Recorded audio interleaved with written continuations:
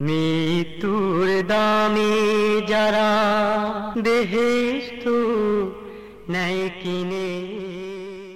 জোরে বলেন সুবহানাল্লাহ, জোরে বলেন সুবহানাল্লাহ। এই কোরআন শরীফ আল্লাহ রাব্বুল আলামিন হুজুরের জামানায় যেমন দিয়েছিলেন আজও সেরকম আছে কিনা কোন? হ্যাঁ, কোরআন শরীফ সেরকম আছে না উলট পালট হয়ে গেছে? জোরে বলেন হয়েছে নাকি? ঠিক সেইভাবে কোরআন আজও আমাদের কাছে আছে। কেমনে থাকবে? মহান আল্লাহ রাব্বুল আলামিন বলেন, নাহানু নাযালনাল যিকরা ওয়া ইন্না লাহু লাহাফিজুন। কোরআন নাযিল করেছি আমি আল্লাহ, আর এর সংরক্ষণের সম্পূর্ণ দায়িত্ব আমি আল্লাহ আমার নিজ হাতে গ্রহণ করেছি। আল্লাহ বলছেন আমি দায়িত্ব নিয়েছি। কোরআন হেফাজতের দায়িত্ব আল্লাহ নিছেন। এখন এইটার রদবদল হওয়ার কোনো সম্ভাবনা আছে? কেউ যদি একথা বিশ্বাস করে যে রদবদল হইতে পারে, তাহলে তার ঈমান নষ্ট হয়ে যাবে। ঠিক কিনা কথা? আল্লাহ বলছেন আমি হেফাজত করব, হেফাজত করতেছি। কেমনে করলেন লক্ষ্য করে দেখুন। এই পৃথিবীর সমস্ত বাইবেলগুলি যদি পোড়ায় দেওয়া হয়, ডুবায় দেওয়া হয়, সমুদ্রের মধ্যে বাইবেল যদি ডুবায় দেওয়া হয়, বেদ যদি ডুবায় দেওয়া হয়, ত্রিপিটক যদি ডুবায় দেওয়া হয়, জিন্দাবেস্তা যদি ডুবায় দেওয়া হয়, তাম পৃথিবীর সমস্ত ধর্মগ্রন্থ যদি ডুবায় দেওয়া হয়, মায়ে কোরআন শরীফ পর্যন্ত যদি না থাকে দুনিয়ায় এক জেলদো, 25 বছর পর যদি ডাক দেওয়া হয় সমুদ্রের কাছে দাঁড়ায়া, গীতা ফিরে আয়, গীতা আর আসবে? কথা কন না, বোঝেন কথা? গীতা আসবে? বেদ আসবে? যদি ডাক দেওয়া হয় বাইবেল চলে আয়, আসবে নাকি বাইবেল? যদি বলা হয় ত্রিপিটকায়, আসবে নাকি? দুনিয়ার কোন কিতাব আসবে না, কোন ধর্মগ্রন্থ আসবে না, কিন্তু কোরআন শরীফ 25 বছর পর্যন্ত দুনিয়ায় যদি এক জেলদ না থাকে, আর তারপরে যদি ডাক দেওয়া হয় কোরআন চলে আয়, যেমন ছিল কোরআন সেইভাবে করে আবার মানুষের দরবারে এসে যাবে। জোরে বলেন সুবহানাল্লাহ। কেমনে আসবে? আসবে এইভাবে। দুনিয়ায় তাম পৃথিবীর আতা পাতা করলেও, তাম বিশ্ব খুঁজে বেড়ালেও একটা বেদের হাফেজ পাওয়া যাবে না, একজন গীতার হাফেজ পাওয়া যাবে না, একজন বাইবেলের হাফেজ পাওয়া যাবে না, একজন জিন্দাবেস্তার হাফেজ পাওয়া যাবে না, একজন ত্রিপিটকের হাফেজ পাওয়া যাবে না। কিন্তু বর্তমান পৃথিবীতে একটাই হিসাবে জানা গেছে, তামাম দুনিয়ায় বর্তমান বিশ্বে প্রায় 1 কোটির মতো মুসলমান কোরআন মুখস্থ করেছে। সুবহানাল্লাহ, জোরে বলেন সুবহানাল্লাহ। এক হিসাবে জানা গেছে প্রায় 1 কোটির মতো মুসলমান কোরআনকে সিনার মধ্যে জমা করে রেখেছে। সুবহানাল্লাহ। এই কোরআন শরীফ আবার এক জেলদ যদি না থাকি, 25 বছর পর আবার যদি ডাক দেওয়া হয়, কোরআন ঠিক মতো আসবে? কোন সূরা, কোন পারা, কোন আয়াত, কোন জের জবর, কোন দাড়ি কমা, কোন সেমিকোলন পর্যন্ত বাদ পড়বে না। জোরে কান সুবহানাল্লাহ। কেমনে হলো? আল্লাহ বলেন, আপনারা লক্ষ্য করে দেখুন, এই পৃথিবীতে কোন জিনিস মানুষ মুখস্থ করে দীর্ঘক্ষণ রাখতে পারে না। রচনা বলেন, কবিতা বলেন। এই যে পরীক্ষার আগে ছেলেরা 10 লাইন করে পরীক্ষা দিতে হবে কবিতা, সেই 10 লাইন মুখস্থ করে বিভিন্ন কবিতা থেকে। পরীক্ষা যখন শেষ হয়ে যায়, তারপরে কবিতা পেঁচায় পোছায় যায়, আর মনে থাকে না। তখন জিজ্ঞেস করে বলবে, ডিম ভরা তেল, কই ভরা ডাই, হাবিজিবি কয়ে পেঁচায় পোছায় সব বিনাশ করে ফেলবে। বলেন ঠিক কিনা? একটু মনে থাকে। কিন্তু এত বড় কোরআন শরীফ, 6666টা আয়াত, এ কি সোজা কথা মনে করেন আপনারা? দেখুন তো কত বড় কোরআন শরীফ। সুবহানাল্লাহ বলে, সবাই বলেন সুবহানাল্লাহ। কেমনে হইল? আল্লাহ রাব্বুল আলামিন বলেন, ওয়ালাকাদ ইয়াসসারনাল কুরআনা লিযিকর। আল্লাহ রাব্বুল আলামিন বলেন, কোরআন শরীফকে মুখস্থ করার জন্য আমি মানুষের কাছে সহজ করে দিয়েছি। জোরে বলেন সুবহানাল্লাহ। আমি যদি সহজ করে না দিতাম, কোরআন শরীফ তোরা মুখস্থ করতে পারতে না। আমি সহজ করে দিয়েছি। জোরে সোরে একটুখানি জিকির করেন, লা ইলাহা ইল্লাল্লাহ। আরো জোরে, লা ইলাহা ইল্লাল্লাহ, লা ইলাহা।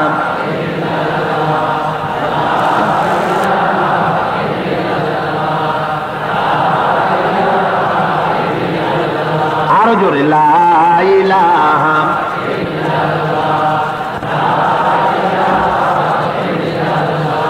লা ইলাহা ইল্লাল্লাহ, লা ইলাহা ইল্লাল্লাহ।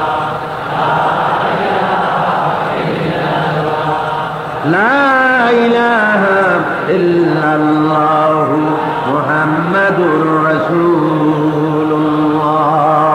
ভাইরা আমার, এই যে কোরআন শরীফ, এর মধ্যে দুই ধরনের সূরা আছে। কয় ধরনের বলুন? জোরে কোন কয় ধরন? দুই ধরনের সূরা আছে। একটা হলো মক্কি আর একটা হলো মাদানী। মক্কি সূরাগুলি আল্লাহ রাব্বুল আলামিন তাওহীদ, রিসালাত ও আখিরাতের উপরে নাজিল করেছেন। তিনটা বিষয়, এগুলি মৌলিক ব্যাপার। এই মৌলিক কথাগুলি বলে তারপরে আমি আপনাদেরকে তাফসীর শোনাবো। মৌলিক, আপনারা কোরআন শরীফের মধ্যে সূরা কয় ধরনের বলুন? দুই ধরনের, মক্কি এবং মাদানী। মক্কি সূরাগুলি তিনটা বিষয়ের উপরে নাজিল হয়েছে। কয়টা বিষয় মনে রাখুন? বলুন, তাওহীদ, রিসালাত, আখিরাত। এই তিনটি বিষয়ের উপর ভিত্তি করে মক্কি সূরাগুলি আসছে। আর মাদানী সূরাগুলি নাজিল হয়েছে, সেগুলি ফৌজদারি দণ্ডবিধি, ফৌজদারি কানুন, উত্তরাধিকারী আইন, বিবাহ, তালাক, ওসর, যাকাত, যুদ্ধ, সন্ধি, বন্দী, তারপরে অর্থনীতি, সমাজনীতি, রাজনীতি, শিক্ষানীতি, অর্থাৎ মানুষের জন্ম থেকে শুরু করে মৃত্যু পর্যন্ত যা দরকার সব কোরআন শরীফে আল্লাহ দিয়ে দিয়েছেন মাদানী সূরাগুলির মধ্যে। জোরে কান সুবহানাল্লাহ। এখন কোরআন শরীফে কি আছে তার একটি ইন্ট্রোডাকশন, তার একটি পরিচিতি আমি আপনাদের সামনে পেশ করি, এরপরে আমি যথারীতি কাজ শুরু করবো ইনশাআল্লাহ। দেখুন, আল্লাহ রাব্বুল আলামিন কোরআন শরীফে সব বলে দিয়েছেন, এমন কিছু নাই যা কোরআনে বলা হয় নাই। একটু আগেই হযরত পীর সাহেব কেবল আপনাদের সামনে বলেছেন যে কোরআনের মধ্যে বলা হয়েছে তিবিয়ানান লিকুল্লি শাই, যা কিছু এই কোরআন শরীফে সব কিছুর বর্ণনা করে দেওয়া হয়েছে। মানুষের দরকার সব কোথায় আছে?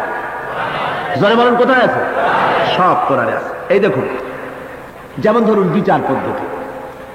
বিচার পদ্ধতির ব্যাপারে কোরআন শরীফ বলতেছে বিচার যখন করবে তখন যেন নিরপেক্ষ হয়, নিরপেক্ষ বিচার করবে, সুবিচার করবে, নিরঙ্কুশ ন্যায়পরায়ণতা যেন তোমাদের বজায় থাকে।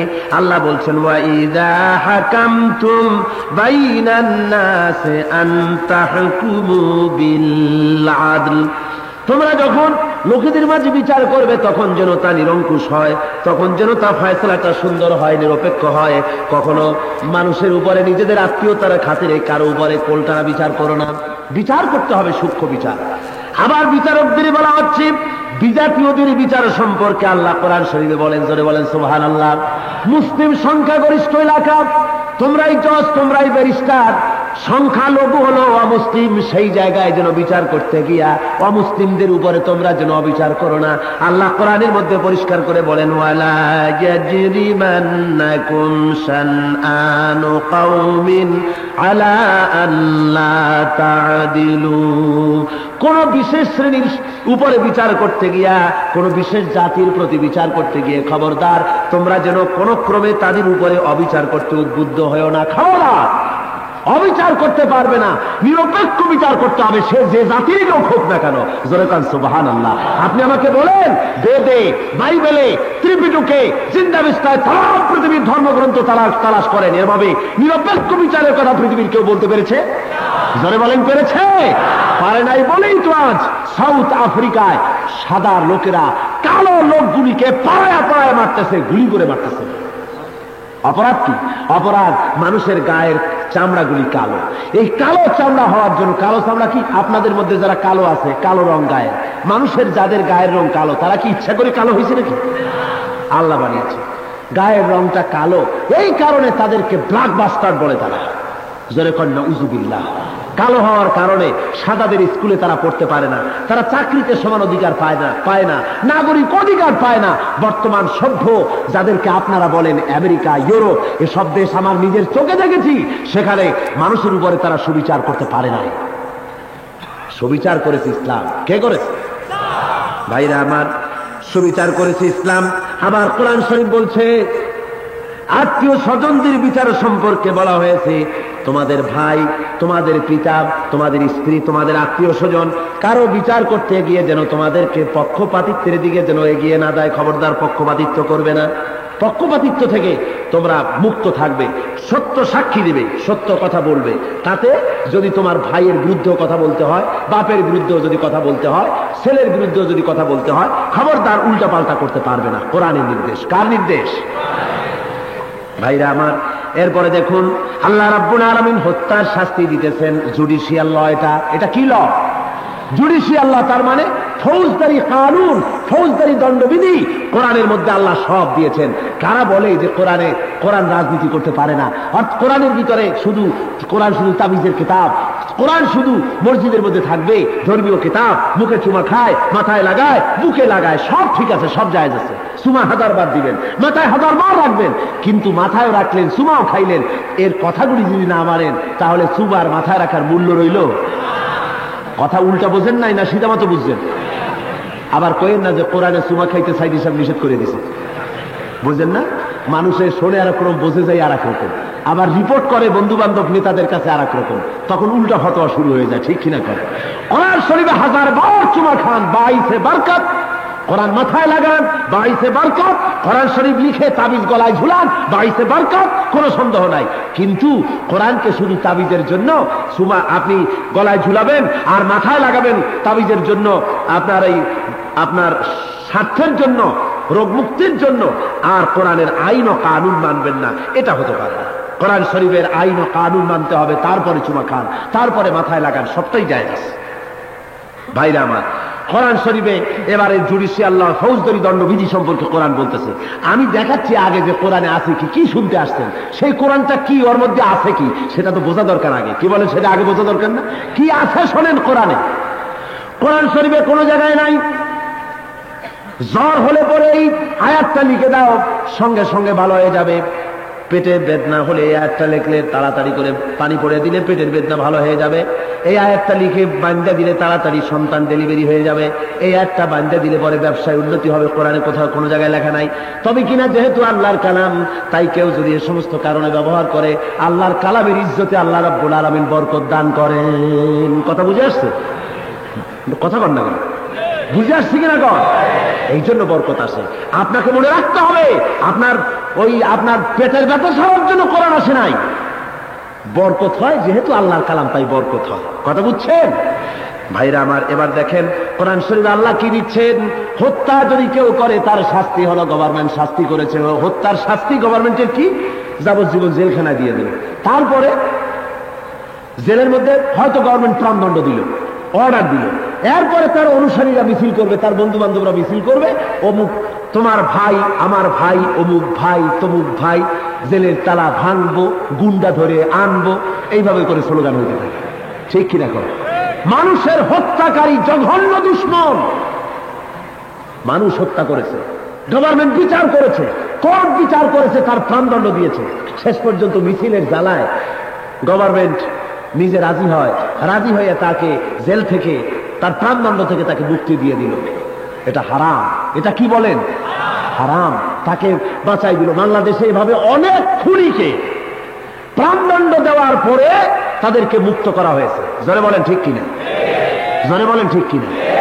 বহুত মুক্ত করা হয়েছে। তারা আবার এসে আবারও তাদের বিরুদ্ধে যারা বিবৃতি দিয়েছে তাদেরকে হত্যাযজ্ঞ শুরু করে দিয়েছে তারা আবার। কিন্তু ইসলামের শাস্তি এ ধরনের জেল টেল ছিল না। ইসলামের কথা, কোরআনের কথা শোনেন। আল্লাহ রাব্বুল আলামিন বলেন, কেউ যদি তোমাদের ভিতরে মানুষ হত্যা করে তাহলে তার বিচার শোনো। ইয়া আইয়ুহাল্লাযীনা আমানু কুতিবা আলাইকুমুল কিসাসু ফিল কাতলা। আল্লাহ রাব্বুল আলামিন বলেন, নরহত্যার বিচার হলো কিসাস, অর্থাৎ হত্যা তাকে করে দাও। ওয়া ফিল কিসাসি হায়াতুন, কিসাসের ভিতরে হলো জীবন। কিসাসের ভিতরে কি? জীবন। তার মানে কেউ যদি কাউকে হত্যা করে তাহলে তাকে হত্যা করো। ওকে হত্যা করলে ওই হত্যার মধ্যে জীবন। ওকে একাকে মারো, হাজার লাখো জনতার মাঝে হত্যার অপরাধে তাকে ব্রাশ ফায়ার করে দাও, কল্লা উড়ায় দাও। এই দৃশ্য যখন দেখবে যত মানুষে শরীরের মধ্যে কাঁপ আসবে, হাঁটুতে কাঁপ লেগে যাবে। আমি একদিন মক্কা শরীফে জোহরের নামাজ পড়তে যাচ্ছি, তারপর দেখি যে বাইরে খুব ভিড়, বহুত পুলিশ আর বহুত গাড়ি। তার মনে করলাম বাদশা আসবে মনে হয়, অথবা কোনো মন্ত্রী টন্ত্রী কিছু একটা আসবে। পুলিশকে জিজ্ঞেস করলাম যে কি ব্যাপার, কি এত গাড়ি কেন? তো বললো যে কেসাস হয়। তা আমি তো কখনো এই দৃশ্য দেখিনি। মসজিদের একেবারে ভিতরে না গিয়া জানালার পাশে নামাজ পড়তে দাঁড়ালাম। তাড়াতাড়ি করে আপনার একটু জায়গা করে নিয়ে নামাজ শেষ করে সুন্নাত না পড়ে আমি জানলার কাছে গিয়ে দাঁড়ালাম দেখার জন্য। পুলিশে মানুষ সব সরাই দিচ্ছে, চতুর্দিকে ঘিরে ফেলেছে। এরপর আসামিকে নিয়ে আসা হলো, চোখ বান্ধা অবস্থায় কাবা শরীফের দিকে ফিরাইয়া নামাজের কায়দায় তাকে বসানো হলো। এরপর একজন জল্লাদ গাড়ির থেকে নামলো। জল্লাদের গায়ের যে জামা তাই দেখি আমার পানির পিপাসা লাগছে।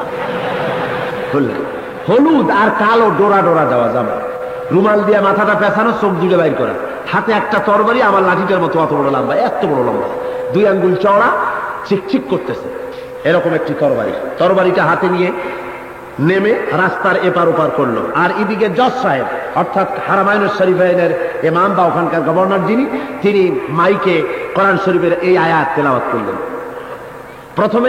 প্রথমে তিনি অপরাধ শুনালেন। এই লোকটি এর নামেই, বাপের নামেই এই অপরাধ করেছে। তার ঘটনাটা আমার মনে আছে এখনো। সে তার মালিককে, যে দোকানে চাকরি করত, তার মালিককে সে ছুরি মেরেছে, লোকটা মারা গিয়েছে। তো উনি বললেন যে এই ঘটনায় এই লোক হত্যার আসামি প্রমাণিত হয়েছে। সুতরাং আল্লাহর কোরআনের এই আয়াত অনুযায়ী এই আয়াতটা পড়লেন, ইয়া আইয়ুহাল্লাযীনা আমানু কুতিবা আলাইকুমুল কিসাসু ফিল কাতলা। এই আয়াত পড়লেন। এই আয়াত তেলাওয়াত করে তিনি রায় পেশ করলেন যে কোরআনের এই আইন অনুযায়ী এই লোকের সাথে আমাদের কোনো শত্রুতা নাই, এর সাথে আমাদের কোনো শত্রুতা নাই। কোরআনের আইন অনুযায়ী হত্যাকারীর বিচার হত্যা করতে হবে, সেই জন্য এই রায় পেশ করা হচ্ছে। এই রায়টা পড়া হয় নাই পুরা। এই কথাটা যখন বলা উনি শেষ করতে যাবেন, এমন সময় কোন ফাঁকে যে কোপটা পড়েছে তা আমি দেখি নাই, দেখলাম কল্লাটা গড়াতে গড়াতে যাচ্ছে।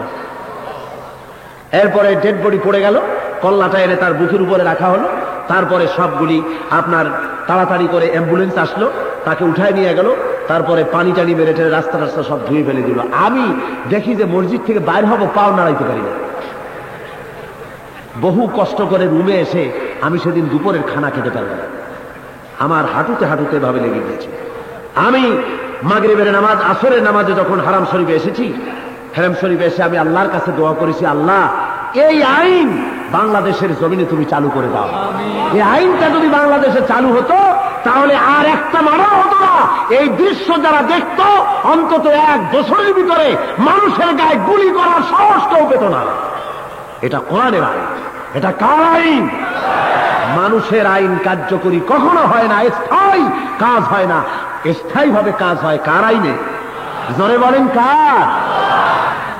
ওই আল্লাহ রাব্বুল আলামিন কোরআন শরীফের ভিতরে উত্তরাধিকারী আইনের মধ্যে, জুডিশিয়াল লয়ের মধ্যে, ফৌজদারি দণ্ডবিধির মধ্যে আল্লাহ বলেন, আস-সারিকু ওয়াস-সারিকাতু ফাকতাউ আইদিয়াহুমা। চোরের শাস্তি শোনেন। কোরআন বলেন আপনারা তাবিজের কিতাব, কোরআন খালি মাথায় রাখেন, এর আইনটা চালু হয় না। আমি দৃষ্টান্ত দেই এইরকম যে কেউ একজন চাকর রেখেছে, চাকরের নাম সলিমুদ্দিন। সলিমুদ্দিন কেউ যদি থাকেন তারা রাগ করবেন না, কিন্তু আমি একটু দৃষ্টান্ত দিচ্ছি। সলিমুদ্দিন হলো চাকরের নাম। বাড়িওয়ালা বলছে, সলিমুদ্দিন তোর কাজ হলো আমি যা বলি তা তুই শুনবি, মানবি। আমি তোরে খেতে দেবো, পড়তে দেবো, যা বলবো তাই তুই অর্ডার ফলো করবি। কয় ঠিক আছে স্যার। সকালবেলায় মালিক বলতেছে, সলিমুদ্দিন আমার ঘরে এই যে গাভীটা আছে, গাভীটা একটু মাঠে বাঁধে থুই, তা না হলে দুধ টুধ পাবো না। ঘাস টাস ভালো করে খাইতে পারলে আমি দুধ পাবো, একটু থুই ভালো করে ঘাসের মধ্যে বেঁধে আয়। সলিমুদ্দিন করলো কি, তাড়াতাড়ি গিয়ে উজু করলো, মাথায় একটা টুপি দিয়া, জামা একটা গায়ে দিয়া, মালিকের সামনে আসে দাঁড়ায় গেছে। দাঁড়ায় বলতেছে, সলিমুদ্দিন চাকর, সকাল হয়ে গেছে, গরুতে যদি ঘাস না খায় ভালো দুধ হবে না, সুতরাং তাড়াতাড়ি করে মাঠে বেঁধে আসো গরুটারে। মানে মালিক যেটা বললো ও সেটা সুর করে মালিকরে শুনাই দিল। গরু নিয়ে গেল না মাঠে। বেলা যখন 9টা বাজে, মালিক বলছে, সলিমুদ্দিন মাছ তরি তরকারি কিচ্ছু নাই ঘরে, একটু বাজারে যায়, নিউ মার্কেট থেকে একটু ভালো করে বাজার টাজার করে। সলিমুদ্দিন তাড়াতাড়ি গিয়ে উজু করে মাথায় টুপি দিয়া মালিকের সামনে এসে দাঁড়াইছে। ও সলিমুদ্দিন, ঘরে মাছ নাই, তরি তরকারি নাই, চাউল নাই, গোশত নাই, তাড়াতাড়ি করে একটু বাজার করে আসো, নিউ মার্কেটে যাও। মালিকে যা কয় ও মালিকের তা সুর দিয়ে শুনায় দেয়, পালন করে না। আপনারা কোন এমন সলিমুদ্দিন না পিটাইয়া নাস্তা করা যায়? ঠিক কিনা কয়? সুতরাং এই যদি হয় আপনার অবস্থা, তা করে মুখে মুখে সুর দিয়ে শুনাই দেয়, পালন করে না, তাহলে আপনার গায়ে রাগ ধরে কিনা করে? সুতরাং আল্লাহ রাব্বুল আলামিন কোরআন শরীফের ভিতরে যত নির্দেশ করলেন, আমরা হলাম গোলাম, আল্লাহ হলেন মনিব। আল্লাহ কি? মালিক। জোরে বলেন আল্লাহ কি? আর আমরা গোলাম। জোরে বলেন আমরা কি? গোলাম। প্রভু আমাদের নির্দেশ করছেন, মনিব আমাদেরকে নির্দেশ করছেন। আল্লাহ বলতেছেন চোর যদি পুরুষ হয় অথবা নারী হয় উভয়ের হাত কেটে দাও। আমরা উজু করে মাথায় টুপি দিয়া মসজিদের মধ্যে ঢুকে সুর করে পড়লাম আস-সারিকু ওয়াস-সারিকাতু ফাকতাউ আইদিয়াহুমা। চোর যদি পুরুষ হয় আর নারী হয় প্রমাণিত হয়ে গেল চুরির, উভয়ের হাত কেটে দাও। আল্লাহ বললেন, আমরা সুর করি, আল্লাহরে শুনাই দিলাম। আল্লাহ যেন সুর টুর শোনে নাই কোনো সময়, বুঝলেন? মাখরাজ খুব ভালো করে আদায় করে আল্লাহরে শুনাই দিলাম। কি বলেন, এটা প্রহসন হয় না? আল্লাহ কি আপনার সুর শুনতে চাইছে নাকি? আল্লাহ চান অর্ডার ইমপ্লিমেন্ট। আল্লাহ চান এর পদ্ধতি। আমি অর্ডার করেছি চোরের হাত কেটে দাও, পুরুষ হোক নারী হোক। এ আইন মানা হচ্ছে? জোরে বলেন মানা হচ্ছে? মানা হচ্ছে না। চোরের যদি হাত কাটা যায় তাহলে দুঃখ কাদের, অসুবিধা কাদের? আমি এরা কথা বোঝেন না বাংলা কথা, ওনারা আর কত না বুঝো। হ্যাঁ, চোরের হাত কাটা গেলে অসুবিধা কাদের? চোরেদের। কিন্তু কোনোদিন তো দেখলাম না জেলখানার ভিতরে কোন চোরেরা তো মিছিল করলো না চোরের হাত কাটা আইন মানি না, মানবো না। অথবা বাংলাদেশের খোলা জমিনেও কোনোদিন চোরেরা মিছিল করে নাই যে চোরের হাত কাটা আইন মানি না, মানবো না। হয়েছে নাকি চট্টগ্রাম মিছিলের? হয়েছে? হয় না। যেহেতু ওই চোরেরা জানে, ওই চোরদের ভয় নাই। ওরা জানে আমরা পেটের দ্বারাই চুরি করি। এই যে তাল চোর, বেল চোর, জুতা চোর, ছাতি চোর, পকেট মার, ওরা জানে ওরা পেটের জ্বালায় চুরি করে। কিসের জন্য করে?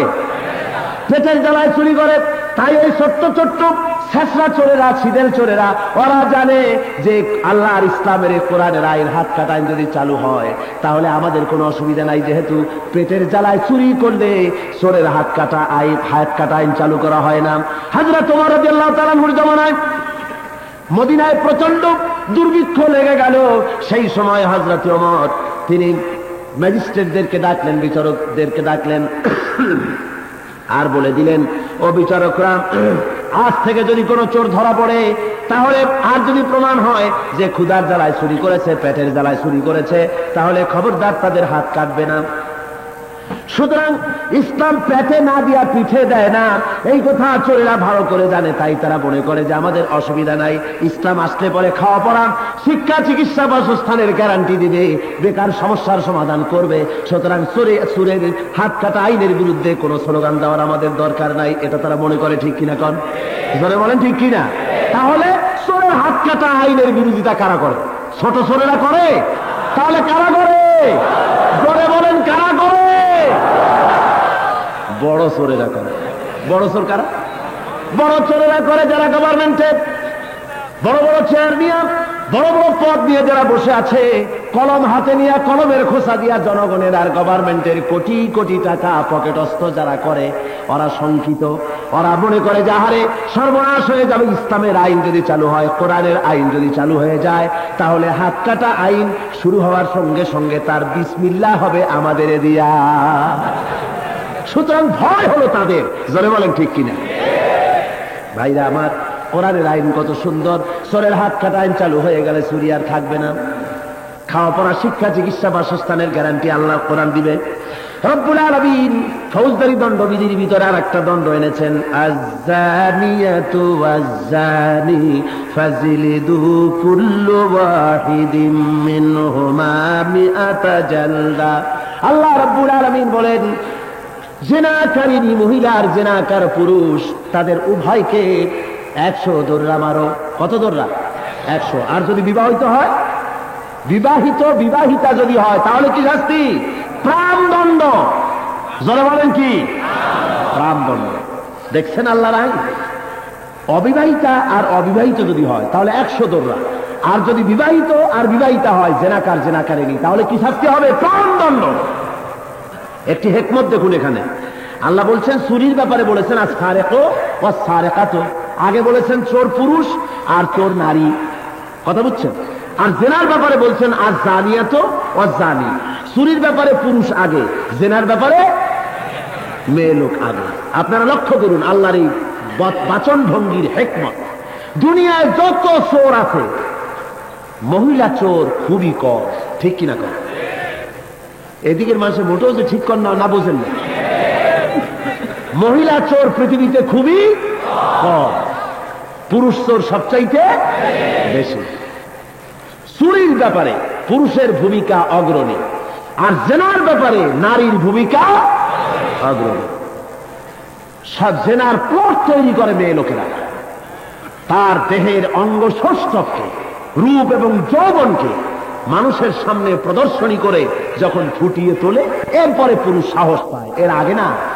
দেখুন না, বোরখা পরা শালীনভাবে, মার্জিতভাবে কোন মহিলা যদি রাস্তা দিয়ে চলে, নিতান্ত স্কাউন্ড্রেল, নিতান্ত বখাটে লোভা কোন ছেলেও যদি হয়, তাহলে এই বোরখা পরা মেয়ে লোকের প্রতি কোন আজে বাজে উক্তি করবে না, ঠিক কিনা কর?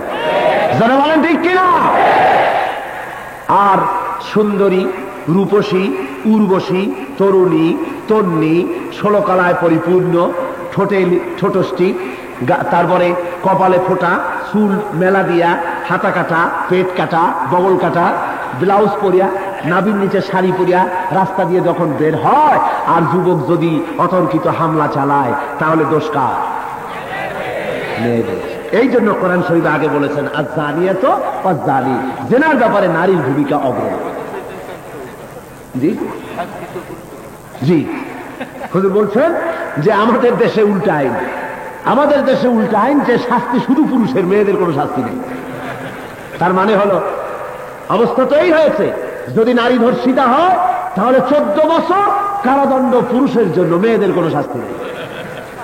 এটা চেক এন্ড ব্যালেন্স হয় নাই, ব্যালেন্স অফ পাওয়ার হয়নি, বরং এটা অন সাইডেড হয়েছে, একদর্শী হয়েছে। গভর্নমেন্টের উচিত ছিল কথা বলা যে নারী ধর্ষিতা লাঞ্ছিতা হলে 14 বছরের সশ্রম কারাদণ্ড হবে পুরুষের, আর যে মেয়ে এই ধরনের উচ্ছৃঙ্খল হয়ে অশালীন ভাবে রাস্তা দিয়ে চলবে, কমসে কম তার 6 মাসের জেল হবে। এই কথাও কমসে কম বলা উচিত ছিল, তাহলে না ব্যালেন্স অফ পাওয়ার হতো, ঠিক কিনা কর? ভাইরা আমার, এবার দেখুন আল্লাহ রাব্বুল আলামিন মদ এবং জুয়া সম্পর্কে বলেছেন, না বলেছেন কি? কোরআনে সব বলেছেন। ইন্নামাল খামরু ওয়াল মাইসির ওয়াল আনসাবু ওয়াল আজলামু রিজসুম মিন আমালি শাইতান ফাজতানিবুহু। আল্লাহ বলেছেন নিশ্চয়ই মদ, জুয়া, পাশা খেলা, মূর্তি খেলা সব হারাম, শয়তান কর্তৃক উদ্ভাবিত নোংরা কাজ। সেই মদ আমাদের দেশে আছে কিনা? কর জোরে বলেন, আছে কিনা? মদের লাইসেন্স গভর্নমেন্ট দেয় কিনা? জুয়ার লাইসেন্স গভর্নমেন্ট দেয় কিনা? আমাদের হাজি তো না, জনাব আলহাজ হুসাইন মোহাম্মদ ইরশাদ সাহেব, তার সরকার মদের লাইসেন্স দিয়েছেন কিনা? মদের লাইসেন্স দিয়েছে কিনা? জুয়ার লাইসেন্স দিয়েছে কিনা? মদ জুয়া সব এখানে চলতেছে। আর আল্লাহ বলছেন এগুলি সব শয়তান কর্তৃক উদ্ভাবিত নোংরা কাজ। ফাজতানিবুহু, এর থেকে তোমরা মুক্ত হও, পবিত্র হও। ভাইরা আমার, আল্লাহ রাব্বুল আলামিন এবার ব্যবসায়ীদেরকে বলতেছেন ওজনে কম দিও না, ওয়ালা তুখসিরুল মিজান। ওজনে কম দিতে নিষেধ করেছেন আল্লাহ, মানদণ্ডকে ঠিক রাখতে বলেছেন। ওজনে একদিকে নামাজ পড়ে, রোজাও রাখে, হজ করে, যাকাতও দেয়, আবার ও ব্যবসায়ী যদি হয় তাহলে ওজনে জনমের মতো কম দেয়, ঠিক কি দেখো? ওজনে কম দেয়, খাদ্যে ভেজাল দেয়, কাপড় মাপে দিয়া যে কিনবে ক্রেতার সামনে মেপে দেখায় 10.5 হাত, তারপরে যখন বাড়িতে আনে হয় 9.5 হাত, এরপরে যখন ধোয় তখন হয় 8.5 হাত। বাংলাদেশি বরকত দেখেন অবস্থা। এই অবস্থা যদি হতে থাকে তাহলে আল্লাহ রাব্বুল আলামিন তাদের জন্য লানাত করেছেন। এরপরে আল্লাহ বলছেন দরিদ্রতার ভয়ে সন্তান হত্যা করা যাবে না। কোরআন শরীফ সব কথা বলেছে। আল্লাহ রাব্বুল আলামিন বলেন ওয়ালা তাকতুলু আওলাদাকুম খাশিয়াতা ইমলাক। খেতে দিতে পারবে না এই ভয়তে অনাগত ভবিষ্যৎকে ধ্বংস করো না, অনাগত ভবিষ্যৎকে মেরে ফেলো না। খেতে দেওয়ার মালিক আমি আল্লাহ। খেতে দেওয়ার মালিক কে? খেতে দিতে পারবে না এই ভয়তে সন্তান হত্যা করতে পারবে না। ওয়ামা মিন দাব্বাতিন ফিল আরদি ইল্লা আলাল্লাহি রিজকুহা। এই পৃথিবীর বুকে এমন কোন বিচরণশীল জীব নাই যেই জীবের রিজকের দায়িত্ব আমি আল্লাহ নিজ হাতে গ্রহণ করি নাই। সমস্ত প্রাণীর রিজেকের দায়িত্ব আমার হাতে, আমি খেতে দেব। একটা কমে আবার আল্লাহ আল্লাহ আর একটা বাড়ায় দেব, ঠিক কিনা কর? জমিনে মানুষ ধরে না, মানুষ জমিনে ধরতেছে না, বেড়ে যাচ্ছে। আল্লাহ সেই জন্য সমুদ্রের ভিতর থেকে দ্বীপ জায়গায় দিচ্ছেন, ঠিক কিনা কর? ওই তালপট্টির দ্বীপ কে দিয়েছেন? জোরে চিল্লায় কন্যা কে দিলেন? আল্লাহ দিয়েছেন তালপট্টির দ্বীপ।